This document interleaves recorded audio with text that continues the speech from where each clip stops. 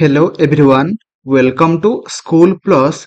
आज आम यह वीडियो माध्यम एसएसटी सेवक सेविका 2025 रे जो आमर प्रिलिमिनारी एग्जाम होता दी दिन एग्जाम होता गोटे दिन हूँ 30 जुलाई रे 3टा शिफ्ट होता और ता सहित 31 जुलाई रे 3टा शिफ्ट होता।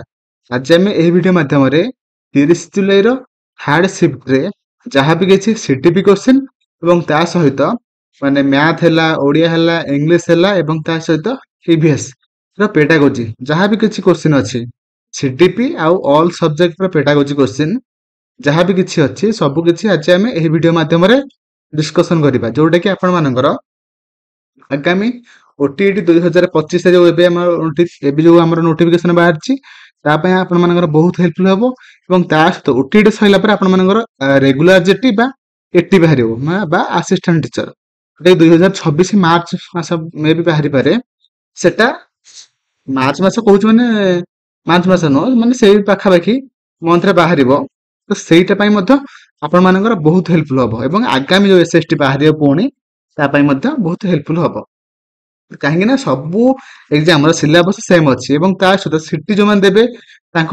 बीडी जो मैंने देवे कहीं परीक्षा सीटी भी पड़ूला।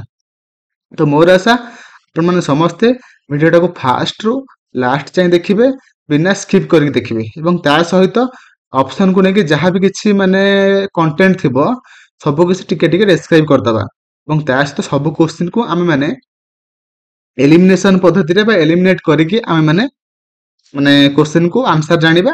तो सही पद्धति माने सही मेथड रे आपण माने एग्जाम मध्ये करिवे जो तरह कि आपण मानकर सब क्वेश्चन को ठीक भाव करि परिबे एवं आपण मानकर बहुत माने स्कोर मध्ये भलो हबो। ओके तो चलंतु वीडियो स्टार्ट करिबा। प्रथम क्वेश्चन अछि व्हाट इज द प्राइमरी गोटे सेकेंड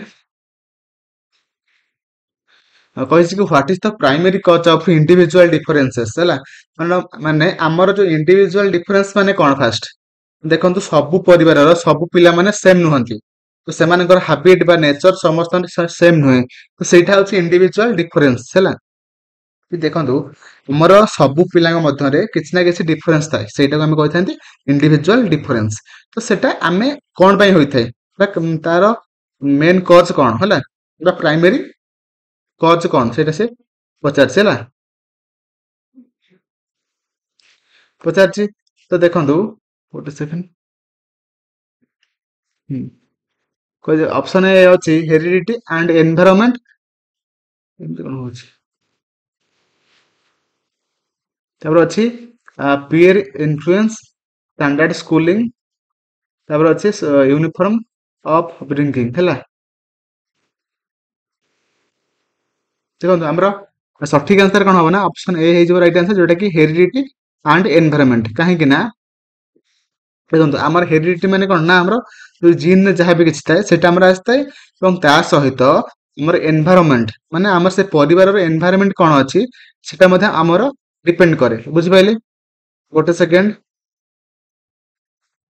देखो फास्ट आमर हेरिडिटी कि तामर जीन रे सब कौन अच्छी तापर से तार परिवार रे को टाइप रो सब माने व्यवहार देखौचंती सेटा मध्ये आमर डिसाइड करथाय कि तार माने एनवायरनमेंट केमिति अछि सेटा दो दीटा को नै कि आमर माने इंडिविजुअल डिफरेंस पिला मानन कते देखा देई थाय हला एठा हिजबा राइट आंसर। तो ऑप्शन ए आमर सठिक आंसर जोटा कि हेरिडिटी एंड एनवायरनमेंट देखंतु आउ ता सहित हेरिडिटी को हमें कौन कहते हैं नेचर कहते हैं नेचर एंड एनवायरनमेंट को हमें कौन कौन कौन कहते हैं ना नर्चर बुझेला नेचर एंड नर्चर है बुझी पाइले। तो परवर्ती क्वेश्चन को जीवा।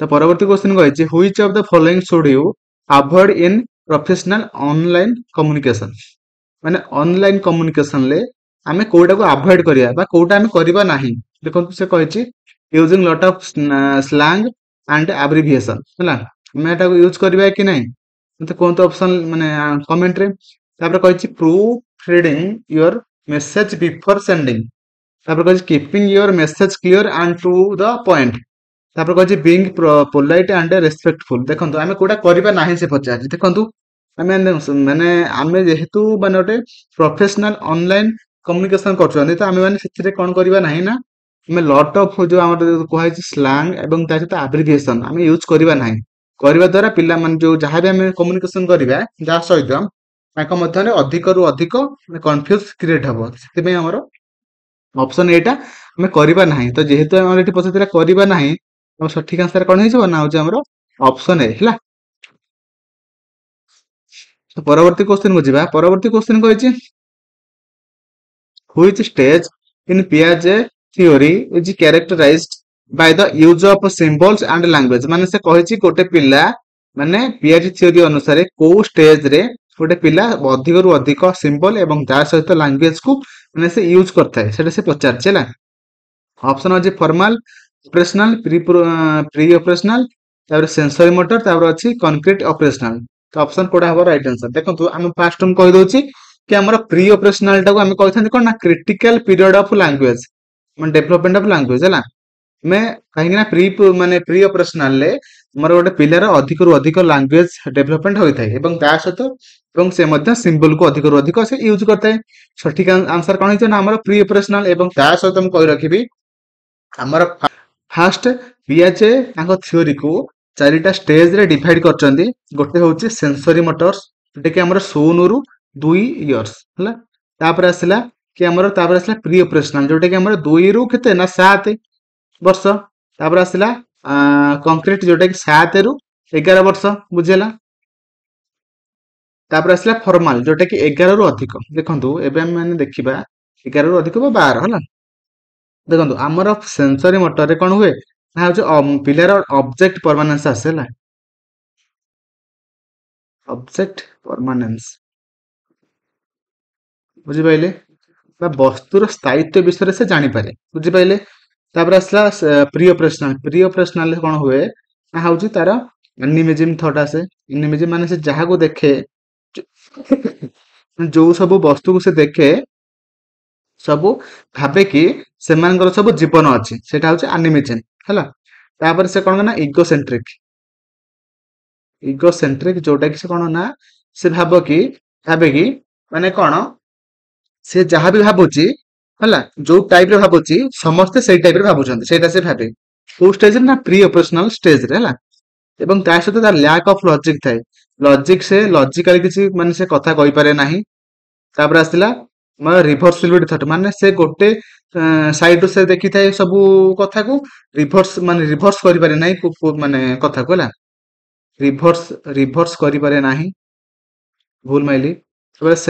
ଏତିକି ଗଲା ଲ୍ୟାକ୍ ଅଫ ଲଜିକ ଆଣ୍ଡ ରିଭର୍ସିବିଲିଟି ସେ କରିପାରେ ନାହିଁ। ଏବଂ ତା ସହିତ ଲ୍ୟାକ୍ ଅଫ କନଜରଭେସନ। କନଜରଭେସନ କଣ ମାନେ ଯଦି ଆପଣ ମାନେ କାଦୁଅର ଦିଟା ପେଣ୍ଡୁଳା ନଉଛନ୍ତି ହେଲା, ଏକା ଭଲ୍ୟୁମ ର, ଏକା ଓଜନର, ଏକା ସାଇଜ ର, ଯଦି ସେଥିରୁ ଗୋଟେ କୁ ଆପଣ ମାନେ ସିଲିଣ୍ଡର କରିଦଉଛନ୍ତି, ତ ସେଟା ସେ କଣ କହିବ ନା ଯେହେତୁ କହିବ ଫାଷ୍ଟ ପଚାରିବେ ଦିଟା କାଦୁଅ ମାନେ ଗୋଲାକୁ ଦେଖିକି ମାନେ ଗୋଲକ ଯୋଉ କାଦୁଅରେ ତିଆରି କରିକି ଦେଖେଇବେ, କହିବେ ପିଲାକୁ ପଚାରିବେ କି କୋଉଟା ବଡ, ସେ କହିବ ଦିଟାଙ୍କ ବଡ ସମାନ କହିବ। କିନ୍ତୁ ଯଦି ସେତିକି ବେଳେ ଗୋଟେ କୁ ସେ ଗୋଲ ରଖିବେ ଆଉ ଗୋଟେକୁ ସିଲିଣ୍ଡର କରିଦେବେ, ପଚାରିବେ କୋଉଟା ବଡ, ସେ କହିବ ସେ ଗୋଲଟା ବଡ।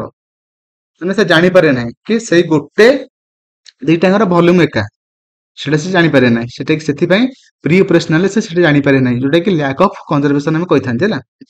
ତାପରେ ଆସିଲା କ୍ଲାସିଫିକେସନ, ଯୋଉଟା କି ସେ କଣ କରେ ନା କରିପାରେ ନାହିଁ।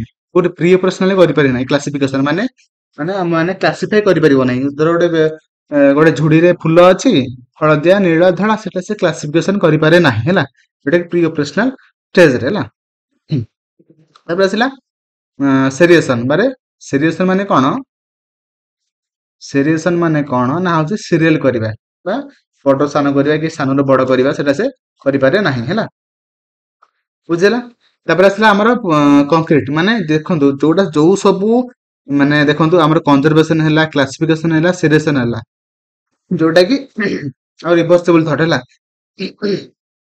ଦେଖନ୍ତୁ ଏଇ ଚାରିଟାଙ୍କ ସେ ପ୍ରି ଅପରେସନାଲ କରିପାରିଲା ନାହିଁ, କିନ୍ତୁ କୋଉଥିରେ କରିପାରିବ ନା ହଉଛି କଂକ୍ରିଟ ଅପରେସନାଲ ସେ କରିପାରିବ, ବୁଝିପାରିଲେ। ଯୋଉଟା କି ଅପସନ ଡି ଅଛି। ତାପରେ ଆସିଲା ଫର୍ମାଲ ଅପରେସନାଲ। ଫର୍ମାଲ ଅପରେସନାଲ ସେ ଗୋଟେ ମାନେ ବସ୍ତୁକୁ ତା ସମ୍ମୁଖରେ ନ ରଖିକି ମଧ୍ୟ ସେ ତା ବିଷୟରେ ଆମେ ମାନେ କହିଲେ ସେଇଟା ସେଇ ବସ୍ତୁ ମାନେ ବିଷୟରେ ସେ ଇମାଜିନ କରିପାରିବ, ବୁଝିପାରିଲେ। କିନ୍ତୁ ଆମର ଆଉ କୋଉ ଷ୍ଟେଜରେ ସେ କରିପାରିବ ନାହିଁ, କାହିଁକି ନା ସେ ବଡ ହେଇଯାଇଥିବ ନା। ସେଥିପାଇଁ ସେ ଫର୍ମାଲ ଅପରେସନାଲ ସେ କରିପାରିବ, ମାନେ ବସ୍ତୁର ଯଦି ଅନୁପସ୍ଥିତରେ ସେ ତା ବିଷୟରେ ସେ ଚିନ୍ତା କରିପାରିବ। ସେଟା ଆମର ଫର୍ମାଲ ଅପରେସନାଲ ହେଲା। ତ ପରବର୍ତ୍ତୀ କ୍ୱେଶ୍ଚନ କହିଛି ଆମର inclusive education primarily aims to, ମାନେ ଇନକ୍ଲୁସିଭ ଏଜୁକେସନ ଆକ୍ଚୁଆଲି କଣ ହେଲା। ଅପସନ ଅଛି focus only on students with specific disability. Option B ଅଛି integrate all learners in regular school. Option B ଅଛି promote uniform curriculum. Option D ଅଛି separate students by special abilities ହେଲା। ଦେଖନ୍ତୁ option କଣ ହବ, ଦେଖନ୍ତୁ ଇନକ୍ଲୁସିଭ ମାନେ କଣ ନା ଆମେ ସବୁ ପିଲାଙ୍କୁ ଇଣ୍ଟିଗ୍ରେଟ କରିବା ଏବଂ ତା କୋଉଠି କରିବା, ମାନେ କୋଉଠି କରିବା, ଯୋଉଟା କି ଆମର ରେଗୁଲାର ସ୍କୁଲରେ କରିବା, ବୁଝିପାରିଲେ। ଯୋଉଟା କି ଆମର ଅପସନ ଡି ହେଇଯିବ ରାଇଟ୍ ଆନ୍ସର, ଯୋଉଟା କି integrate all learners in regular school ହେଲା। ଦେଖନ୍ତୁ ଆମେ ମାନେ ଜାଣିଛନ୍ତି ଗୋଟେ ଇନକ୍ଲୁସିଭ ଗୋଟେ ଅଛି ଆଉ ଗୋଟେ ସ୍ପେଶାଲ ଅଛି ହେଲା। ସ୍ପେଶାଲ ଏଜୁକେସନ ଅଛି ଆଉ ଗୋଟେ ଇଣ୍ଟିଗ୍ରେଟେଡ ଏଜୁକେସନ ମଧ୍ୟ ଆମର ଅଛି ହେଲା। ସ୍ପେଶାଲ ଗୋଟେ, ଇଣ୍ଟିଗ୍ରେଟେଡ ଗୋଟେ, ଆଡେ ଇନକ୍ଲୁସିଭ ଗୋଟେ। ସ୍ପେଶାଲରେ କଣ ନା ସବୁ ଆମର ଯୋଉ ଦିବ୍ୟାଙ୍ଗ ଯୋଉ ଆମ ପିଲାମାନେ ଅଛନ୍ତି ସବୁ ପିଲାମାନେ ସେଇଠି ପଢିବେ। ଆଉ ଇଣ୍ଟିଗ୍ରେଟେଡ ମାନେ କଣ ନା ହଉଛି ସେଇ ଯୋଉ ଆମର ସ୍ପେଶାଲ ପିଲାମାନେ ସବୁ ଆସିକି ଇଣ୍ଟିଗ୍ରେଟେଡ ସ୍କୁଲରେ ପଢିବେ ଏବଂ ତା ସହିତ ସେମାନଙ୍କ ପାଇଁ ସେପାରେଟ କଣ ହେଇଥିବ ନା ଆଉ ସବୁ ବ୍ୟବସ୍ଥା ହେଇଥିବ। ସେଇଟାକୁ ଆମେ କହିଥାନ୍ତି କଣ ନା ଇଣ୍ଟିଗ୍ରେଟେଡ ଏଜୁକେସନ। କିନ୍ତୁ ଇନକ୍ଲୁସିଭ ମାନେ କଣ ନା ହଉଛି କଣ ନା ରେଗୁଲାର ସ୍କୁଲ, ମାନେ ନର୍ମାଲ ସ୍କୁଲ ଗୁଡିକରେ ସବୁ ସ୍ପେଶାଲ ପିଲାମାନେ ପଢିବେ, ଯୋଉଦ୍ୱାରା କି ସେମାନଙ୍କୁ ମାନେ ମନରେ ଫିଲ୍ ଆସିବନି ଯେ ଆମର କିଛି ହେଇଛି ବୋଲି, ବା ଆମର କିଛି ମାନେ କମି କିଛି ଫିଲ୍ ହବ ନାହିଁ। ସେଥିପାଇଁ ଇନକ୍ଲୁସିଭ ଏଜୁକେସନ ଟା ଏବେ ଆମେ ମାନେ ଅଧିକ ମାନେ ଉପରେ ଇନକ୍ଲୁସିଭ ଏଜୁକେସନ ଉପରେ ଅଧିକ ଆମେ ମାନେ ଫୋକସ କରୁଛନ୍ତି ହେଲା, ବୁଝିହେଲା। ତ ପରବର୍ତ୍ତୀ କ୍ୱେଶ୍ଚନ କୁ ଯିବା। ପରବର୍ତ୍ତୀ କ୍ୱେଶ୍ଚନ କହିଛି which of the following is a sign of healthy emotional development at the primary level, ମାନେ ପ୍ରାଇମେରୀ ଲେବୁଲରେ ଆମର ଏଇ ଚାରିଟାଙ୍କ ମଧ୍ୟରୁ କୋଉଟା ଗୋଟେ ହେଲ୍ଦି ଇମୋସନାଲ ଡେଭଲପମେଣ୍ଟ ମାନେ ଡେଭଲପମେଣ୍ଟକୁ ମାନେ ଇଣ୍ଡିକେଟ କରୁଛି ହେଲା। ଅପସନ ଅଛି inability to delay gratification, increasing empathy and cooperation, ତାପରେ କହିଛି ଫ୍ରିକ୍ୱେଣ୍ଟ ଟେମ୍ପର ଟାନ୍ଟ୍ରମ୍ସ, ତାପରେ କହିଛି ପ୍ରିଫରେନ୍ସ ଫର ସଲିଟାରୀ ପ୍ଲେ। ଦେଖନ୍ତୁ ଆମର ପଜିଟିଭ କୋଉଟା ଅଛି, ଯୋଉଟା ପଜିଟିଭ ଥିବ ସେଇଟା ହିଁ ଆମର ଆନ୍ସର ହେଇଯିବ। ଆମର ଅପସନ ଯୋଉଟା ବି ଅଛି ଯୋଉଟା କି ଇନକ୍ରିଜିଂ ଏମ୍ପାଥି ଆଣ୍ଡ କୋଅପରେସନ, ଯୋଉଟା କି ଆମର ପ୍ରାଇମେରୀ ଲେବୁଲରେ ଆମର ଇମୋସନାଲ ହେଲ୍ଦି ଯୋଉ ଆମର ହେଲ୍ଦି ଇମୋସନାଲ ଡେଭଲପମେଣ୍ଟକୁ ଆମେ ମାନେ ବୁଝାଉଛେ, ଗୋଟେ ସାଇନ୍ ମାନେ ଦେଖାଉଛି ହେଲା। ତ ପରବର୍ତ୍ତୀ କ୍ୱେଶ୍ଚନକୁ ଯିବା। ପରବର୍ତ୍ତୀ କ୍ୱେଶ୍ଚନ କହିଛି a teacher uses real coins to teach currency in mathematics, what is this an example of. ମାନେ କହିଛି କି ଗୋଟେ ଟିଚର ଯିଏ କି ତାର କ୍ଲାସ ରୁମ ରେ ସେ ରିଏଲ କଏନ କୁ ମାନେ ୟୁଜ କରୁଛନ୍ତି, ଯଦି କରୁଛନ୍ତି ତ ସେଟା କାହାର example, use of virtual tools, ନା ମେମୋରାଇଜେସନ ଷ୍ଟ୍ରାଟେଜି, ନା ଆବଷ୍ଟ୍ରାକ୍ଟ ଟିଚିଂ, ନା ଆମର ଏକ୍ସପେରିମେଣ୍ଟାଲ ଲର୍ନିଂ। ତ ସଠିକ ଆନ୍ସର କଣ ହବ, ଦେଖନ୍ତୁ ଆମର ସଠିକ ଆନ୍ସର କୋଉଟା ହବ ନା ଏକ୍ସପେରିମେଣ୍ଟାଲ ଲର୍ନିଂ, ଯୋଉଟା କି ଆମର ଅପସନ ଡି ହେଇଯିବ ରାଇଟ୍ ଆନ୍ସର। ଯଦି ସେ ଗୋଟେ ଟିଚର ଗୋଟେ ତାର କ୍ଲାସରୁମ ରେ ଯଦି ରିଏଲ କଏନ କୁ ମାନେ କଣ କରୁଛି ନା ଶୋ କରାଉଛି, ତେବେ ପିଲାମାନଙ୍କର ଗୋଟେ ରିଏଲ ଥିଙ୍କିଂ ଆସିବ। ସେଇଟାକୁ ଆମେ କଣ କହିବା ନା ଏକ୍ସପେରିମେଣ୍ଟାଲ ଲର୍ନିଂ ହେଲା। ପିଲାମାନଙ୍କର ଠିକ ଭାବରେ ଲର୍ନିଂ ହେଇପାରିବ ହେଲା। ପରବର୍ତ୍ତୀ କ୍ୱେଶ୍ଚନ କହିଛି what type of learner benefits most from TLM like chart or models ହେଲା। ମାନେ ସେ କହିଛି କି ଆମର ଯୋଉ ଅଛି ଚାର୍ଟ ଆଉ ମଡେଲ ସେଟା କୋଉ ଟାଇପ ର ଟିଏଲଏମ୍ ସେ ପଚାରିଛି ହେଲା। ଅପସନ ଅଛି ଭିଜୁଆଲ, ଅଡିଟୋରୀ, କାଇନେସ୍ଥେଟିକ, ଲିଙ୍ଗୁଇଷ୍ଟିକ। ତ ଅପସନ କଣ ହବ ନା ଆମର ଅପସନ ହେଇଯିବ ଭିଜୁଆଲ, କାହିଁକି ନା ଆମେ ଚାର୍ଟ ଆଉ ମଡେଲକୁ ଆମେ ଦେଖିଥାନ୍ତି ନା, ସେଥିପାଇଁ ଆମର ଅପସନ ଏ ହେଇଯିବ ରାଇଟ୍ ଆନ୍ସର, ଯୋଉଟା କି ଭିଜୁଆଲ ଟିଏଲଏମ୍ ହେଲା। ପରବର୍ତ୍ତୀ କ୍ୱେଶ୍ଚନ ଯିବା, ଯୋଉଟା କି କହିଛି ଆମର which psychologist is best known for his work on learning by observation, ମାନେ ଆମର ଚାରି ଜଣ ଯୋଉ ଅଛନ୍ତି ଆମର କଣ ନା ଆମର ସାଇକୋଲୋଜିଷ୍ଟ, ସେ ତାଙ୍କ ମଧ୍ୟରୁ କିଏ ଯିଏକି କହିଦେଲେ ଆମର ଲର୍ନିଂ କୋଉ ଟାଇପ ର ହବ, କାହା ମାଧ୍ୟମରେ ହବ ନା ଅବଜରଭେସନ ମାଧ୍ୟମରେ ହବ। କିଏ କହିଥିଲେ? ଆମର ବାନ୍ଦୁରା ଅଛି, ତାପରେ ସ୍କିନର, ତାପରେ ଡିୱେ, ପିଆଜ ଅଛନ୍ତି। ତ ସଠିକ ଆନ୍ସର କଣ ହବ ନା ଆମର ଅପସନ ଏ ଆଲବର୍ଟ ବାନ୍ଦୁରା, ଯିଏକି ଆମର ଅବଜରଭେସନାଲ ଲର୍ଣ୍ଣିଂ କୁ ସପୋର୍ଟ କରିଥିଲେ ବା ତାଙ୍କ ବିଷୟରେ ସେ କହିଥିଲେ।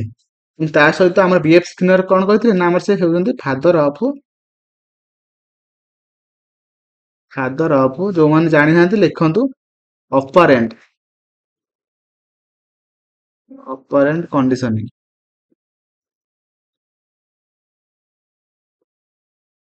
ବୁଝିଲା?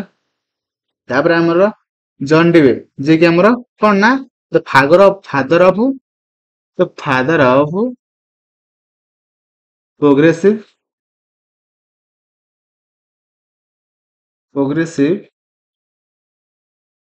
ଏଜୁକେସନ।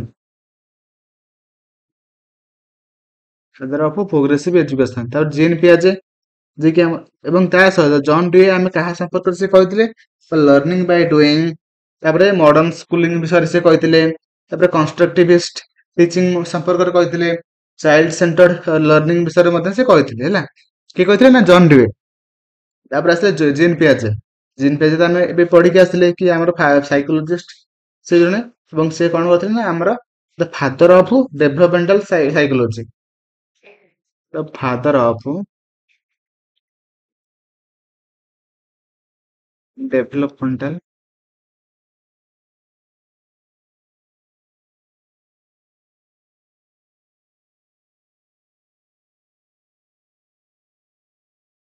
ସାଇକୋଲୋଜିଷ୍ଟ ହେଲା। ଏବଂ ସେ ସ୍କିମା ସମ୍ପର୍କରେ କହିଥିଲେ। ସ୍କିମା, ଆସିମିଲେସନ, ଆକୋମୋଡେସନ, ଏଇ ତିନିଟାଙ୍କ ସମ୍ପର୍କରେ ମଧ୍ୟ ସେ ଜିନ୍ ପିଆଜେ କହିଥିଲେ ହେଲା। ସ୍କିମା ଆମର କଣ ନା ଆମର ଯୋଉ ସବୁ ନଲେଜ ଗୁଡା ସବୁ ଆମର ମୁଣ୍ଡରେ ଅଛି ତାକୁ ଆମେ କହିଥାନ୍ତି ସ୍କିମା। ବୁଝିହେଲା? ତାପରେ ଆସିମିଲେସନ କଣ? ସରି ଆସିମିଲେସନ, ଯିଏକି ଆମର ଅ, ଯୋଉ ମୁଣ୍ଡରେ କଣ ଅଛି ନା ଆମର ସବୁ fit new information into one existing schema. ମାନେ ଆମର ସବୁ ଯୋଉ ଆମର ଇନଫର୍ମେସନ ଗୁଡା ଆମର ଯୋଉଠି ଆମେ କହିପାରିବା କି ଆମର ପୂର୍ବ ଜ୍ଞାନ ଆଧାରରେ ଯାହାବି କିଛି ଆମେ ମାନେ କାମ କରିଥାନ୍ତି ତାଙ୍କୁ ଆମେ କହିଥାନ୍ତି କଣ ନା ଆସିମିଲେସନ। ଏବଂ ତା ସହିତ ନୂଆ ଜ୍ଞାନକୁ ଆଣିକି ସ୍କିମାରେ ସେଟ୍ କରିବା, ଏବଂ ସେ ନୂଆ ଜ୍ଞାନ ଅନୁସାରେ ଆମେ ଯଦି କିଛି ଗୋଟେ କାମ କଲେ ତେବେ ତାକୁ ଆମେ କହିବା କଣ ନା ହଉଛି ଆକୋମୋଡେସନ। ବୁଝିପାରିଲେ? ତ ପରବର୍ତ୍ତୀ ଯିବା। ପରବର୍ତ୍ତୀ କ୍ୱେଶ୍ଚନ କହିଛି what is the primary difference between scholastic and co scholastic assessment. ହେଲା, ଦେଖନ୍ତୁ ଏଟା କଣ କହିବେ ନା ଆମ ସ୍କୋଲାଷ୍ଟିକ ମାନେ କଣ ନା ଆମର ପାଠ ସମ୍ପର୍କିତ ମାନେ ସବଜେକ୍ଟ ବିଷୟରେ, କିନ୍ତୁ ପୋଷ୍ଟ ସ୍କୋଲାଷ୍ଟିକ ମାନେ କଣ ନା ଆମର ସ୍ପୋର୍ଟସ ହେଇଗଲା, ସଙ୍ଗ ହେଇଗଲା, ଡ୍ୟାନ୍ସ ହେଇଗଲା, ମାନେ ଏକ୍ସଟ୍ରା କରିକୁଲାର ମାନେ ଯୋଉ ସବୁ ୱାର୍କ ଅଛି ସେଇଟା। ବୁଝିହେଲା? ତ ସେ କହିଛି କି ସ୍କୋଲାଷ୍ଟିକ ଆଣ୍ଡ କୋ ସ୍କୋଲାଷ୍ଟିକ ମଧ୍ୟରେ ଡିଫରେନ୍ସ ଟା କଣ ସେ ପଚାରିଛି। ଯୋଉଟା କଣ ଡିଫରେନ୍ସ କଣ ହବ ନା ଆମର ସବଜେକ୍ଟ ମ୍ୟାଟର ଫୋକସ ହେଲା, ଯୋଉଟା କି ଆମର ଅପସନ ଡି ରେ ଅଛି। ଦେଖନ୍ତୁ ଡି ରେ ଆସେସମେଣ୍ଟ ହବ ନାହିଁ, ନମ୍ବର ଅଫ କ୍ୱେଶ୍ଚିନ୍ ହବ ନାହିଁ, କ୍ଲାସରୁମ ସାଇଜ ହବ ନାହିଁ, କିନ୍ତୁ ଆମର ଅପସନ ଡି ଯୋଉଟା କି ସଠିକ ଆନ୍ସର ହବ ସବଜେକ୍ଟ ମ୍ୟାଟର ଫୋକସ, ଯୋଉଟା କି ଆମର ସ୍କୋଲାଷ୍ଟିକ ଆଣ୍ଡ କୋ ସ୍କୋଲାଷ୍ଟିକ ମଧ୍ୟରେ ଡିଫରେନ୍ସ ଯୋଉଟା କି ହେଲା। ତ ପରବର୍ତ୍ତୀ କ୍ୱେଶ୍ଚିନ କୁ ଯିବା। ତ ପରବର୍ତ୍ତୀ କ୍ୱେଶ୍ଚିନ କଣ ଅଛି ନା ଅଛି କହିଛି କି ହୁଇଚ teaching strategy best support inclusion ଇନ ଏ ଡାଇଭର୍ସ କ୍ଲାସରୁମ। ମାନେ କହିଛି କି ଡାଇଭର୍ସ କ୍ଲାସରୁମ ମାନେ କଣ ନା ବିଭିନ୍ନ ପ୍ରକାରର ପିଲା ଥିବେ, ସେମାନଙ୍କ ପାଇଁ ଆମେ ମାନେ କେମିତି ପଢେଇବା ବା ସେମାନେ ପୁରା ଭଲ କି ବୁଝିପାରିବେ, ତ ବେଷ୍ଟ ଆମେ ସପୋର୍ଟ କେମିତି କରିବା ପିଲାମାନଙ୍କୁ। ଅପସନ ଅଛି ୟୁନିଫର୍ମ ଟାସ୍କ ଫର ଅଲ୍, ମାନେ ସମସ୍ତଙ୍କ ପାଇଁ ସେମ ତ କରିପାରିବା ନାହିଁ ନା, କାହିଁକି ନା ସବୁ ପିଲାଙ୍କର ସେମ ନିଡ ନଥିବ। ତ ମାନେ ଯେହେତୁ ଡାଇଭର୍ସ କ୍ଲାସରୁମ ନା, ତାପରେ କମ୍ପିଟେଟିଭ ଗ୍ରେଡିଂ ହବ ନାହିଁ, ତାପରେ ଟ୍ରାକିଂ ବାଇ ଆବିଲିଟି ହବ ନାହିଁ। କଣ ଡିଫରେନ୍ସିଏଟେଡ ଇନଷ୍ଟ୍ରକ୍ସନ, ମାନେ ଆମେ ମାନେ ପିଲାମାନଙ୍କୁ ସେମାନଙ୍କ ନିଡ ଅନୁସାରେ ସେମାନଙ୍କର ଯାହା ବି ନିଡ ଥିବ ସେ ନିଡ ଅନୁସାରେ ସେମାନଙ୍କୁ ଆମେ ପଢେଇବା, ଯୋଉଦ୍ୱାରା କି ସେମାନଙ୍କର ମାନେ ଠିକ ଭାବରେ ଲର୍ଣ୍ଣିଂ ହେଇପାରିବ ହେଲା। ଏଇଟା ଆମର ଅପସନ ସି ରେ ଅଛି ହେଲା। ତ ପରବର୍ତ୍ତୀ କ୍ୱେଶ୍ଚିନ କହିଛି କି ସमेଟିଭ ଆସେସମେଣ୍ଟ ଇଜ ବେଷ୍ଟ ଡେସ୍କ୍ରାଇବଡ ଆଜ୍। ହେଲା, ସमेଟିଭ ଆସେସମେଣ୍ଟ କୋଉଟା ଆମେ କାହାକୁ କହିପାରିବା? ଅପସନ ଅଛି କଣ୍ଟିନ୍ୟୁଅସ ଫିଡବ୍ୟାକ, ଅପସନ ବି ଅଛି ପିयर ଇଣ୍ଟରାକ୍ସନ, ତାପରେ ଅଛି and of term evaluation, self assessment देखंतु समेटिव आसेसमेंट माने कोन होचे एंड ऑफ टर्म इवैल्यूएशन माने वर्षर जो शेष रे जो एग्जाम टा हेई थाए ताको हम कहथांते कोन ना समेटिव आसेसमेंट हैला बुझला ଏବଂ ତା ସହିତ ଆସେସମେଣ୍ଟ ଆମର କେତେ ପ୍ରକାରର ଅଛି ଏବଂ କଣ ଅଛି କୋଉ ଟାଇମ ରେ କଣ ଏକ୍ଜାମ କରାଯାଏ ସବୁ କିଛି ମୁଁ ଆପଣମାନଙ୍କୁ ପୂର୍ବ ଭିଡିଓରେ କହିସାରିଛି ଯୋଉଟା କି ଏସଏସଟି ର 30 ଜୁଲାଇ ର first shift and second shift ଯୋଉ ଭିଡିଓ କରିଥିଲେ ସବୁ କିଛି କହିସାରିଛି ଯଦି ଦେଖିନାହାନ୍ତି ଯାଇକି ଦେଖନ୍ତୁ ଆମର ପ୍ଲେ ଲିଷ୍ଟରେ ତା ସହିତ ଚ୍ୟାନେଲରେ ଆଭେଲେବୁଲ ଅଛି ହେଲା କାହିଁକିନା ସେ କ୍ୱେଶ୍ଚିନ୍ ବି ଦେଖନ୍ତୁ ସବୁ ଶିଫ୍ଟର ସବୁ କ୍ୱେଶ୍ଚିନ୍ ଦେଖନ୍ତୁ ଯଦ୍ୱାରା କି ଆପଣମାନଙ୍କର ଆଗାମୀ ଯୋଉ ଓଟିଇଟି ହବ କି ଆପଣମାନଙ୍କର ଜେଟି ହବ ବା ରେଗୁଲାର ହବ ସବୁ ରେଗୁଲାର ପୋଷ୍ଟିଂ ହବ ତ ସେହି ସବୁ ଏକ୍ଜାମ ପାଇଁ ଆପଣମାନଙ୍କର ବହୁତ ହେଲ୍ପଫୁଲ ହବ ତେବେ ଆପଣମାନେ ସବୁ ଭିଡିଓକୁ ଦେଖନ୍ତୁ ହେଲା ଏବଂ ତା ସହିତ ଏଇ ଯୋଉ କ୍ୱେଶ୍ଚିନ୍ ସବୁ ମାନେ ପଡିଛି ସବୁ ଆମର ଟିସିଏସ୍ ଏକ୍ଜାମ କରିଥିଲା ତ ସେଥିପାଇଁ ମଧ୍ୟ ଆପଣମାନେ ଭଲକି ଦେଖନ୍ତୁ ହେଲା ତାପରେ ପରବର୍ତ୍ତୀ କ୍ୱେଶ୍ଚିନ୍ କହିଛି କି ଆମର which of the following is not ଆନ୍ ଆଡଭାଣ୍ଟେଜ ଅଫ ଫ୍ୟାସିଲିଟେଟିଂ ମଲ୍ଟିଲିଙ୍ଗୁଆଲିଜିମ୍ ଇନ୍ କ୍ଲାସରୁମ୍ ଆଜ୍ पर ଏନସିଏଫ୍ 2023 ଦେଖନ୍ତୁ ମାନେ ଏନସିଏଫ୍ 2023 ଅନୁସାରେ ଆମର କୋଉଟା ମାନେ ମଲ୍ଟିଲିଙ୍ଗୁଆଲିଜିମ୍ କ୍ଲାସରୁମ୍ ରେ କୋଉଟା ଆମର କରିବା ଦ୍ୱାରା କୋଉଟା ଆମର ମାନେ କଣ ମାନେ ଲାଭ କିଛି ହବ ନାହିଁ କୋଉଟା ନଟ୍ କହିଛି ନା ହବ ନାହିଁ କୋଉଟା ଅପସନ ଅଛି ଏଠି promote cognitive flexibility and cross culture understanding ନା ଏଠି ପ୍ରମୋଟ୍ସ ଷ୍ଟୁଡେଣ୍ଟସ୍ କଲଚରାଲ ଆଇଡେଣ୍ଟିଟି ନା ଅପସନ ଡି ଅଛି ଏଠି enable interaction with a wider range of people ନା ଆମର ଅପସନ ଏ ଅଛି ଏଠି confuse students with too many languages ଦେଖନ୍ତୁ ନେଗେଟିଭ ଏଠି ଆମର ଗୋଟେ ଅଛି ଯୋଉଟା କି କନଫ୍ୟୁଜ ଦେଇଛି ଦେଖନ୍ତୁ ମଲ୍ଟିଲିଙ୍ଗୁଆଲିଜିମ୍ ଟା ଗୋଟେ ମାନେ ରିସୋର୍ସ ପିଲାମାନଙ୍କ ପାଇଁ ନା କି ଗୋଟେ ଖରାପ ନୁହଁ ମଲ୍ଟିଲିଙ୍ଗୁଆଲିଜିମ୍ ହେଲେ କଣ ହବ ନା ହଉଛି ପିଲାମାନେ ମାନେ ମୋର ଦେନ୍ ୱାନ୍ ମାନେ ଲାଙ୍ଗୁଏଜରେ ପଢିପାରିବେ ଯାହାର ଯୋଉଟା ନେଡ୍ ଥିବ ସେଟା ସେ ସେଇ ଅନୁସାରେ ପଢିବ ହେଲା ଏଟା ପିଲାମାନଙ୍କୁ କନଫ୍ୟୁଜ କରାଏ ନାହିଁ ଯୋଉଟା କି ନଟ୍ ଅଛି ଆମର ଏଟା ନେଗେଟିଭ ଅଛି ଯେହେତୁ ଆମର ଅପସନ ଏଟା ଆମର ହେଇଯିବ ସଠିକ ଆନ୍ସର ହେଲା ମାନେ ଫ୍ଲେକ୍ସିବିଲିଟି ହେଲେ ଭଲ ଆଉ ସବୁ ମାନେ କ୍ରସ୍ କଲଚର ଅଣ୍ଡରଷ୍ଟାଣ୍ଡିଂ ହେଲେ ଭଲ ତାପରେ ଏଟା ହେଲେ ଭଲ ପ୍ରମୋଟ ହବ ନା ଷ୍ଟୁଡେଣ୍ଟ ମାନଙ୍କର ଯୋଉ କଲଚରାଲ ଆଇଡେଣ୍ଟିଟି ଅଛି ସେଟା ଆମର ମାନେ ପ୍ରମୋଟ ହବ ଭଲ ହବ ତାପରେ ପିୟର ଇଣ୍ଟରାକ୍ସନ ହବ ଭଲ ହବ ନା କିନ୍ତୁ ଆମର ଏଇଟା ଅପସନ ଏଟା ନେଗେଟିଭ ଅଛି ସେଥିପାଇଁ ଆମର ଅପସନ ଏଟା ଆମର ସଠିକ ଆନ୍ସର ହେଇଯିବ ନା ତ ପରବର୍ତ୍ତୀ କ୍ୱେଶ୍ଚନ କହିଛି when a students listen to an audio passage and summarize it using 5 keywords which language skill is being accessed ହେଲା accessed ମାନେ କହିଛି ଆମେ ମାନେ ଯଦି ଯୋଉ ଆମର ଯେତେବେଳେ ପିଲା ଗୋଟେ ମାନେ ଶୁଣିଥାଏ ସେଇ ସମୟରେ ଆମର ଯୋଉ ଲାଙ୍ଗୁଏଜ ଯୋଉ ସ୍କିଲ୍ ଅଛି କୋଉଟା ଆମର ସେଇ ଟାଇମରେ ହେଲ୍ପ କରେ ଅପସନ ଅଛି ଲିସନିଂ ଗ୍ରାମାର ରିଡିଂ ରାଇଟିଂ କଣ ହବ ରାଇଟ୍ ଆନ୍ସର କାହିଁକି ନା ଶୁଣୁଛି ନା ଲିସନିଂ କରୁଛି ତ ଆମର ଅପସନ ଏ ହେଇଯିବ ରାଇଟ୍ ଆନ୍ସର ଯୋଉଟା କି ଲିସନିଂ ଅଛି ବୁଝିପାରିଲେ କି ନାହିଁ ଏଥିରେ କିଛି ଭାବିବାର ନାହିଁ କିଛି ତ ପରବର୍ତ୍ତୀ କ୍ୱେଶ୍ଚନ କହିଛି evaluation that is comprehensive in nature test learners in which of the following domain ମାନେ ଦେଖନ୍ତୁ ଆମର ଲର୍ଣ୍ଣିଂ ର ତିନିଟା ଡୋମେନ୍ ଅଛି ଯୋଉଟା କି ଆମର କଣ କଣ ନା ହଉଛି କଗ୍ନିଟିଭ ଡୋମେନ୍ ଆଫେକ୍ଟିଭ ଡୋମେନ୍ ମାନେ ସାଇକୋମୋଟର ଡୋମେନ୍ ଦେଖନ୍ତୁ କଗ୍ନିଟିଭ ମାନେ କଣ ଜ୍ଞାନାତ୍ମକ ଆଉ ଆଫେକ୍ଟିଭ ମାନେ ଭାବାତ୍ମକ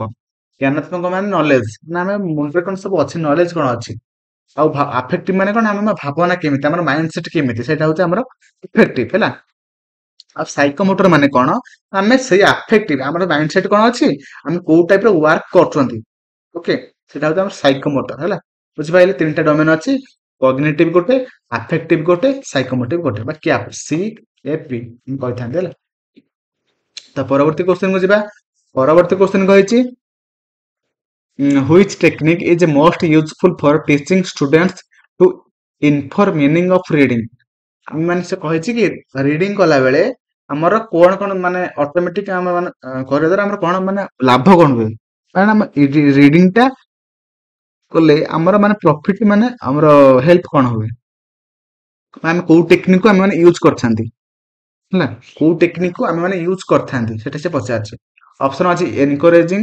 prediction based on context clue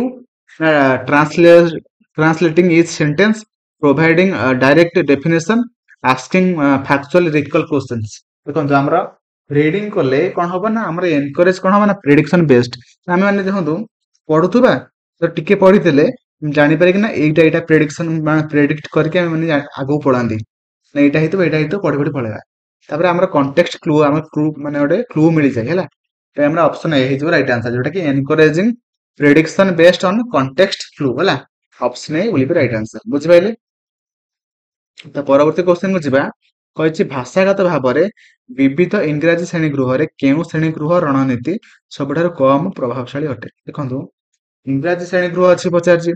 ଅଛି ଆବଶ୍ୟକ ହେଲେ କୋଡ ସୁଇଚ କରିବାକୁ ଉତ୍ସାହିତ କରିବା ନା ଦୃଶ୍ୟ ଏବଂ ଇଙ୍ଗିତ ଭିଜୁଆଲ ଆଣ୍ଡ ଗେସ୍ଚର୍ସ ମାଧ୍ୟମରେ ନିର୍ଦ୍ଦେଶ ନିର୍ମାଣ କରିବା ନା ବାସ୍ତବ ଜୀବନ ଯୋଗାଯୋଗ କାର୍ଯ୍ୟ ବ୍ୟବହାର କରିବା ନା ଆମର ସବୁବେଳେ କେବଳ ଇଂରାଜୀ ନୀତି ଗୁଡିକୁ ବାଧ୍ୟତାମୂଳକ କରିବା। ଦେଖନ୍ତୁ ବାଧ୍ୟତାମୂଳକ ହବ ନାହିଁ।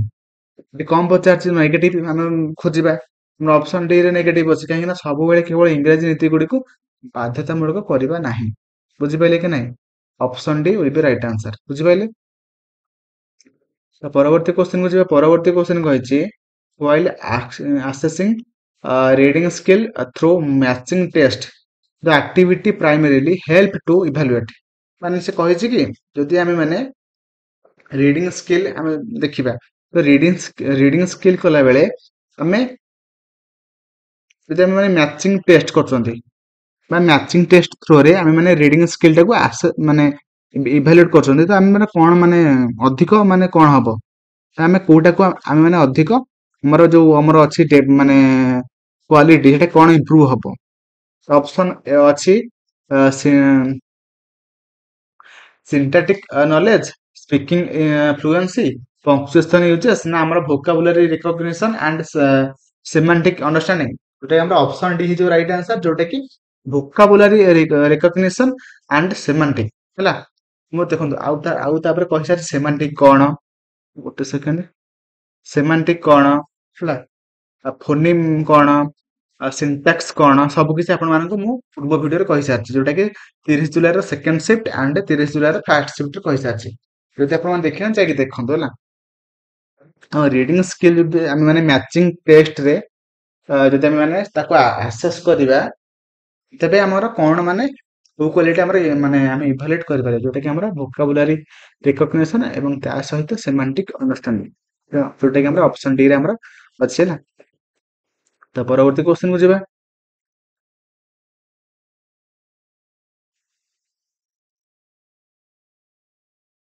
ପରବର୍ତ୍ତୀ କ୍ୱେଶ୍ଚନ କହିଛି which ability involves recognizing fact opinion and hypothesis in a text ହେଲା ସେ କହିଛି କି ଆମର ଯଦି ଆମେ ମାନେ ଫ୍ୟାକ୍ଟ କୁ ରେକଗ୍ନାଇଜ କରୁଛନ୍ତି ଓପିନିଅନ ଏବଂ ତା ସହିତ ହାଇପୋଥେସିସ୍ କୁ ତେବେ ଆମର କଣ ଆବିଲିଟି ଯୋଉଟା କି ମାନେ ଇନଭଲଭ ଅଛି ଆମେ ଜାଣିପାରିବା। ଅପସନ ଅଛି logical reasoning grammatical analysis punctuation practice ତାପରେ ଅଛି discriminating between difference type of statement.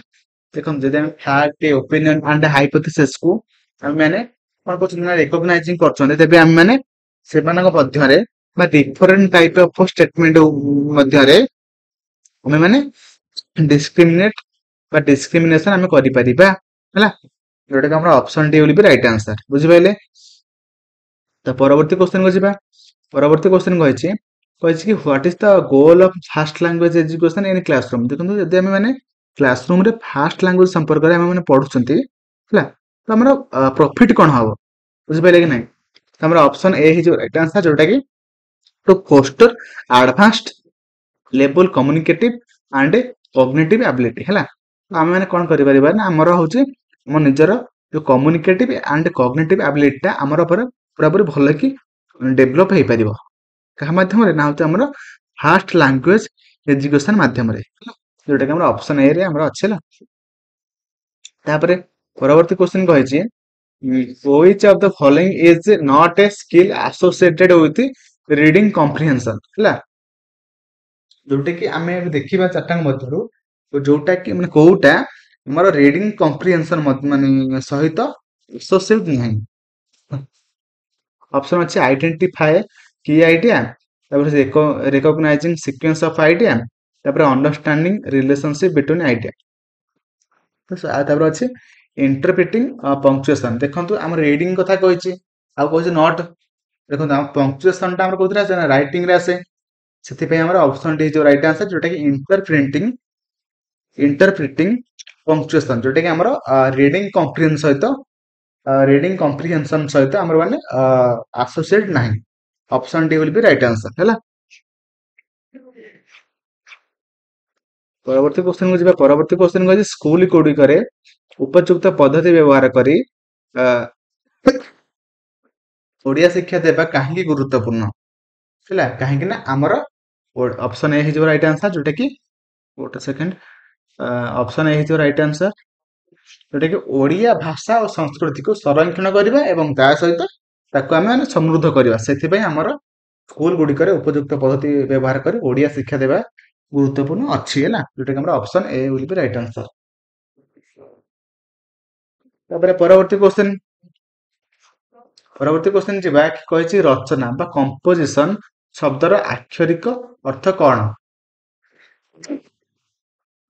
Composition माने कौन ना ऑप्शन अच्छी विभक्त और श्रेणीभुक्त करबा ना एकाठी रखिबा मन रखिबा बा नकल करिया ना होछि विश्लेषण बा व्याख्या करबा हमरा एकाठी करबा रचना माने कोन एकाठी करबा ऑप्शन डी होछि जो राइट आंसर कंपोजिशन माने होछि हमरा एकाठी करबा हला। तो परवर्ती क्वेश्चन जीवा कहिछि कि हमर घनिष्ठ अध्ययन बा इंटेंसिव रीडिंग रो मुख्य लक्ष्य कोन देखंतु हमर इंटेंसिव रीडिंग गोटे अछि आ गोटे कोन अछि ना हमर एक्सटेंसिव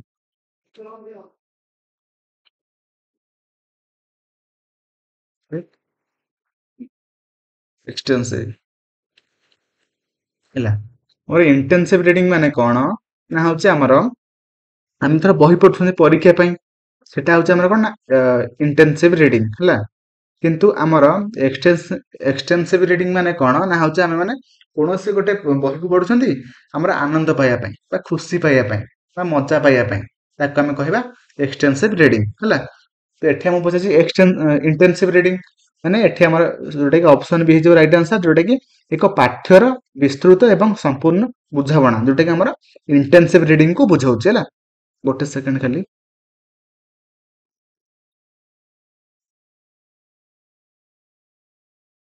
जोटा कि हमारा ऑप्शन कौन है ना ऑप्शन बी है राइट आंसर जोटा कि एक पाठ्यर विस्तृत एवं संपूर्ण बुझावना जोटा कि हमारा इंटेंसिव रीडिंग को बुझाउछ हैला। तो परवर्ती क्वेश्चन को जिबा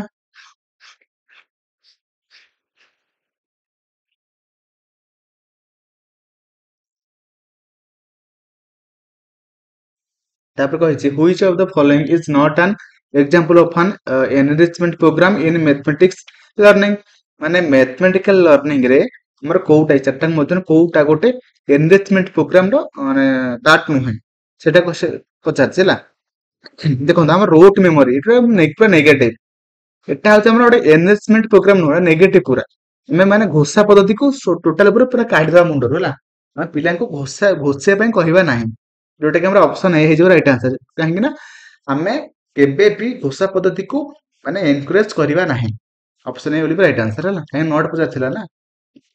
ता परवर्ती क्वेश्चन को जिबा परवर्ती क्वेश्चन कहिछि कि which of the following strategy helps children to develop critical thinking माने आमे माने पिला मानकर को माध्यम रे आमे माने क्रिटिकल थिंकिंग को डेवलप करि परिबा तेब कोन केमिति करि परिबा ना होछि एठी कहिछि option attempting close problem in with single answer ना तार कहिछि attempting open problem with multiple solution हां क्रिटिकल थिंकिंग माने कोन गोटे पिला जेमिति कि माने गोटे प्रॉब्लम को मोर देन वन मेथड रे से सॉल्व करि परिबो सेटा को हम कहथांदी कोन सेटा को हम कहथांदी कोन ना होछि क्रिटिकल थिंकिंग बुझिबेला सेटा को हम कहथांदी क्रिटिकल थिंकिंग जोटा हमरा ऑप्शन बी रे अछि तापर परवर्ती क्वेश्चन को जिबा तो परवर्ती क्वेश्चन कहिछि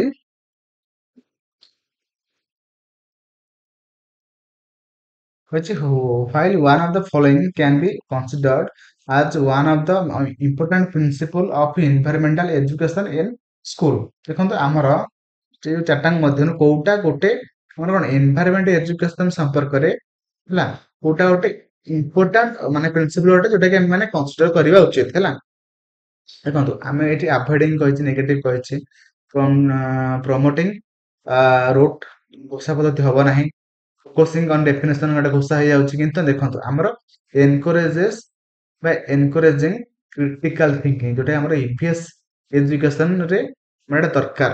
ମାନେ ପିଲାମାନେ ଯେମିତି ମୋର ଦାନ ୱାନ ମେଥଡ ରେ ସବୁ ପ୍ରୋବ୍ଲେମ କୁ ସଲ୍ଭ କରିପାରିବେ ହେଲା, ସେଇଟାକୁ ଆମେ ମାନେ ପିଲାମାନଙ୍କର ଏନକରେଜ କରିବା ଦରକାର।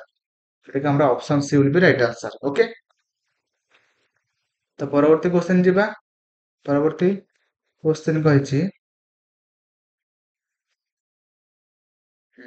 ନିମ୍ନଲିଖିତ କେଉଁଟି ନିର୍ମାଣବାଦୀ ପଦ୍ଧତି ବା କନଷ୍ଟ୍ରକ୍ଟିଭିଷ୍ଟ ଆପ୍ରୋଚ ସହ ଜଡିତ ନୁହେଁ? ହେଲା, ତ ଫାର୍ଷ୍ଟ ଅପସନ ଅଛି ଶିକ୍ଷାର୍ଥୀ ମାନଙ୍କ ପାଇଁ ସ୍ଵାଧୀନ ଭାବରେ କାମ କରିବା ସୁଯୋଗ, କନଷ୍ଟ୍ରକ୍ଟିଭିଷ୍ଟ କହିଛି। ତାପରେ କହିଛି ଏଠି ନୁହେଁ ପଚାରିଛି ହେଲା କି, ଦେଖୁଥିବେ ନୁହେଁ ତା ଆଗେ ଗୋଲ ବୁଲେଇଦେବେ ହେଲା। ତାପରେ କହିଛି ଏଇଟା ତ ଠିକ ଅଛି ନା, ଭଲ ପଜିଟିଭ ଅଛି। ତାପରେ ଅଛି ଶିକ୍ଷାର୍ଥୀ ମାନଙ୍କୁ ଡ୍ରିଲ କାମ କରିବାର ସୁଯୋଗ, ମାନେ ଡ୍ରିଲ ମାନେ କଣ ନା ଘୋଷା, ଗୋଟେ କାମକୁ ଆପଣ ବାରମ୍ବାର କରିବେ, ସେଟା କରିବା କଥା ନୁହଁ। ବୁଝିପାରିଲେ କି ନା, ଏଟା ହବନି ଆମର, ନେଗେଟିଭ ଅଛି। ତାପରେ ଅଛି ଶିକ୍ଷାର୍ଥୀ ମାନଙ୍କୁ ପ୍ରଶ୍ନ ପଚାରିବାର ସୁଯୋଗ ଦେବା, ଠିକ ଅଛି। ଶିକ୍ଷାର୍ଥୀ ମାନଙ୍କ ପାଇଁ ଆଲୋଚନା ଆରମ୍ଭ କରିବା ସୁଯୋଗ, ଠିକ ଅଛି ଏଟା। କିନ୍ତୁ ଆମର ଶିକ୍ଷାର୍ଥୀ ମାନଙ୍କୁ ଡ୍ରିଲ କାମ କରିବାର ସୁଯୋଗ, ଯୋଉଟା କି ଆମର କରେଇବା ଉଚିତ ନୁହଁ, ଏଟା ନୁହେଁ ପଚାରିଥିଲା ନା, ସେଥିପାଇଁ ଆମର ଅପସନ ବି ହେଇଯିବ ରାଇଟ ଆନ୍ସର ହେଲା। ତାପରେ କହିଛି ଆମର ହୁଇଚ of the following is not a type of diagnostic assessment. ଦେଖନ୍ତୁ ଆମର କଣ କରିବା ନା ହଉଛି କୋଉଟା ଗୋଟେ ଡାୟଗ୍ନୋଷ୍ଟିକ ଆସେସମେଣ୍ଟ ର ଗୋଟେ ପାର୍ଟ ନୁହଁ। ଡାୟଗ୍ନୋଷ୍ଟିକ ଟେଷ୍ଟ ଆମେ ମାନେ କଣ ପାଇଁ କରିଥାନ୍ତି ନା, ପିଲାମାନଙ୍କର ଯୋଉଟା କମଜୋରି ଥିବ, କମି ଥିବ, ସେଟାକୁ ଆମେ ଜାଣିବା ପାଇଁ ଆମେ ମାନେ ଡାୟଗ୍ନୋଷ୍ଟିକ ଆସେସମେଣ୍ଟ କରିଥାନ୍ତି। ଦେଖନ୍ତୁ ଆମର ଅପସନ ଅଛି ପ୍ରି ଟେଷ୍ଟ, ଏଟା ଆମର ହବ। ପ୍ରି ଟେଷ୍ଟ ମାନେ କଣ, 3 ମାସରେ ଥରେ ହବ, ଯାହାଦ୍ୱାରା କି ଆମେ ମାନେ ପିଲାମାନଙ୍କର ଯୋଉଟା ପ୍ରୋବ୍ଲେମ ଅଛି ଆମେ ଜାଣିପାରିବା। ତାପରେ ଅଛି ଡିସ୍କସନ ଆଣ୍ଡ ବୋର୍ଡ ରେସ୍ପନ୍ସ, ହଁ ଡିସ୍କସନ କରିବା। ତାପରେ ସେଲ୍ଫ ଆସେସମେଣ୍ଟ ହବ ଫାଇନାଲ ଏକ୍ସାମିନେସନ। ଏଇଟା ଆମର କିଏ ମାନେ କୋଉ ଏକ୍ସାମ ନା ସमेଟିଭ ହେଇଯାଉଛି, ସमेଟିଭ ଆସେସମେଣ୍ଟ ହେଇଯାଉଛି। ତ ଏଟା ଆମର ଡାୟଗ୍ନୋଷ୍ଟିକ ଆସେସମେଣ୍ଟ ଗୋଟେ ପାର୍ଟ ନୁହଁ, ଯୋଉଟା ଆମର ନଟ୍ ପଚାରିଥିଲା ନା, ସେଥିପାଇଁ ଆମର ଅପସନ ସି ହେଇଯିବ ରାଇଟ ଆନ୍ସର ହେଲା। ତ ପରବର୍ତ୍ତୀ କ୍ୱେଶ୍ଚନ ଯିବା। ପରବର୍ତ୍ତୀ କ୍ୱେଶ୍ଚନ କହିଛି କି ଆମର if a teacher uses assessment for both diagnostic and guidance purpose then the learning becomes, ମାନେ ଯଦି ଆମର ଗୋଟେ ଟିଚର କଣ କରୁଛନ୍ତି ନା ଆସେସମେଣ୍ଟ କରୁଛନ୍ତି, ବୋଥ ଡାୟଗ୍ନୋଷ୍ଟିକ କରୁଛନ୍ତି ଏବଂ ତା ସହିତ ସେମାନଙ୍କୁ ମାନେ ଗାଇଡାନ୍ସ ମାନେ ପର୍ପଜରେ ପିଲାମାନଙ୍କୁ ମାନେ ପ୍ରୋବ୍ଲେମ ଜାଣିବେ ଏବଂ ତା ସହିତ ତାଙ୍କୁ ମାନେ ସେଇ ଅନୁସାରେ ଗାଇଡାନ୍ସ ଦେବେ। ଯାହାର କିଛି ପ୍ରୋବ୍ଲେମ ଥିବ ସେ ଅନୁସାରେ ସେମାନଙ୍କୁ ମାନେ ଗାଇଡାନ୍ସ ଦେବେ। ତ ଏଇଟା କଣ ହବ ନା ଆମର ମାନେ ସେମାନଙ୍କ ଲର୍ଣ୍ଣିଂ ଟା କଣ ହବ ସେ ପଚାରିଛି। କଣ ନା ମୋର ଇଫେକ୍ଟିଭ ହବ ଆଣ୍ଡ ଏଫିସିଏଣ୍ଟ ହବ। ସେଟା ଆମର ଅପସନ ଏଟା ଆମର ସଠିକ ଆନ୍ସର ହେଇଯିବ। କାହିଁକି ନା ଯଦି ପିଲାମାନଙ୍କର ମାନେ ପ୍ରୋବ୍ଲେମ ଟା ଆମେ ଜାଣିବା ଏବଂ ତା ସହିତ ସେଇ ଅନୁସାରେ ଆମେ ମାନେ ପିଲାଙ୍କୁ ପଢେଇବା, ସେମାନଙ୍କର ଲର୍ଣ୍ଣିଂ ଟା ମୋର ଇଫେକ୍ଟିଭ ହବ ଏବଂ ତା ସହିତ ଏଫିସିଏଣ୍ଟ ହବ। Option A will be right answer। ତ ପରବର୍ତ୍ତୀ କ୍ୱେଶ୍ଚନ କୁ ଯିବା। ପରବର୍ତ୍ତୀ କ୍ୱେଶ୍ଚନ ଦେଖନ୍ତୁ କହିଛି, କହିଛି କେଉଁ ପଦ୍ଧତି ନିଷ୍କର୍ଷରୁ ଉପକଳ୍ପନା ବା କନକ୍ଲୁଜନ ଟୁ ଦ ହାଇପୋଥେସିସ୍ ମାର୍ଗରେ ଆଗେଇ ଯାଏ। ଦେଖନ୍ତୁ ଆମେ ମାନେ କଣ କରିବା ନା, ଆମ କେଉଁ ପଦ୍ଧତିର ନିଷ୍କର୍ଷରୁ ଆମେ ମାନେ ଉପକଳ୍ପନା ବାହାର କରିଥାନ୍ତି, ସେଇଟା ଆମର ସେ ପଚାରିଛି ହେଲା। ଅପସନ ଅଛି କୃତ୍ରିମ ପଦ୍ଧତି, ଅପସନ ବି ଅଛି ଅନୁମାନ କରିବା ପଦ୍ଧତି, ତାପରେ ଅଛି ପ୍ଲେ ୱେ ପଦ୍ଧତି, ତାପରେ ଅଛି ବିଶ୍ଳେଷଣାତ୍ମକ ପଦ୍ଧତି ଆନାଲିଟିକ ମେଥଡ। ଯୋଉଟା କି ଆମର ଅପସନ ଡି ଟା ଆମର ସଠିକ ଆନ୍ସର ହେଇଯିବ, ଯୋଉଟା କି ଆନାଲିଟିକ ମେଥଡ। ବୁଝିପାରିଲେ କି ନାହିଁ, ମାନେ ଆମର ଆନାଲିଟିକ ମେଥଡ ରୁ ଆମେ ମାନେ ନିଷ୍କର୍ଷରୁ ଉପକଳ୍ପନା ଆମେ ମାନେ ବାହାର କରିଥାନ୍ତି ହେଲା, ଯୋଉଟା କି ଆମର ଅପସନ ଡି ହେଇଯିବ ରାଇଟ ଆନ୍ସର। ପରବର୍ତ୍ତୀ କ୍ୱେଶ୍ଚନ କୁ ଯିବା। ପରବର୍ତ୍ତୀ କ୍ୱେଶ୍ଚନ କହିଛି which type of assessment causes significant stress on the students, ମାନେ ଆମେ ମାନେ କୋଉ ଆସେସମେଣ୍ଟ ଟା ଯୋଉଟା କି ପିଲାମାନଙ୍କ ଉପରେ ଷ୍ଟ୍ରେସ୍ ଯୋଉ ରେଟ୍ ଟାକୁ ଇନକ୍ରିଜ କରିଥାଏ। ଅପସନ ଅଛି ପିୟର ଡିସ୍କସନ, ଅପସନ ବି ଅଛି informal classroom occasion, option C ଅଛି ଗ୍ରୁପ ୱାର୍କ, ଅପସନ ଡି ଅଛି ଫର୍ମାଲ ଟେଷ୍ଟ ସିଚୁଏସନ। ଦେଖନ୍ତୁ ଆମର ଡିସ୍କସନ କଲେ ପିଲାମାନଙ୍କର ଷ୍ଟ୍ରେସ୍ ବଢିବ ନାହିଁ, କମିବ। ଇନଫର୍ମାଲ କ୍ଲାସରୁମ୍ ଅକେଜନ କଲେ କିଛି ବି ଅସୁବିଧା ନାହିଁ, ଗ୍ରୁପ ୱାର୍କ କଲେ କିଛି ଅସୁବିଧା ନାହିଁ। କିନ୍ତୁ ଦେଖନ୍ତୁ ଫର୍ମାଲ ଟେଷ୍ଟ ସିଚୁଏସନ ଏଟା କଲେ ପିଲାମାନଙ୍କର ଷ୍ଟ୍ରେସ୍ ଟା ବଢିଥାଏ, ଯୋଉଟା କି ଆମର ଅପସନ ଡି ହେଇଯିବ ରାଇଟ ଆନ୍ସର, ଯୋଉଟା କି ଫର୍ମାଲ ଟେଷ୍ଟ ସିଚୁଏସନ ହେଲା। ତ ଏତିକି ଥିଲା ଆମର 30 ଜୁଲାଇର ଥାର୍ଡ ସିଫ୍ଟର ସିଟିପି ଏବଂ ତା ସହିତ ମ୍ୟାଥ ଓଡିଆ ଆଉ ଇଂଲିଶ ଇଭିଏସ ର ପେଡାଗୋଜି। ମୋର ଆଶା ଆପଣମାନେ ସବୁ କୋଶ୍ଚିନ୍ କୁ ଠିକ ଭାବରେ ବୁଝିପାରିଥିବେ ଏବଂ ଖାତାରେ ନୋଟ କରିଥିବେ ଏବଂ ତା ସହିତ ଏଇ ସବୁ କୋଶ୍ଚିନ୍ ଆପଣମାନଙ୍କର ଆଗାମୀ ସବୁ ଏକ୍ଜାମ ପାଇଁ ହେଲ୍ପଫୁଲ ହବ। ତ ମୋର ଆଶା ଆପଣମାନେ ସମସ୍ତେ ଭିଡିଓଟାକୁ ଫାଷ୍ଟରୁ ଲାଷ୍ଟ ଯାଏଁ ଦେଖିଥିବେ ବିନା ସ୍କିପ୍ କରିକି ଦେଖିଥିବେ ଏବଂ ଆପଣମାନେ ଦେଖିଥିବାରୁ ଧନ୍ୟବାଦ। Thank you. ଜୟ ଜଗନ୍ନାଥ।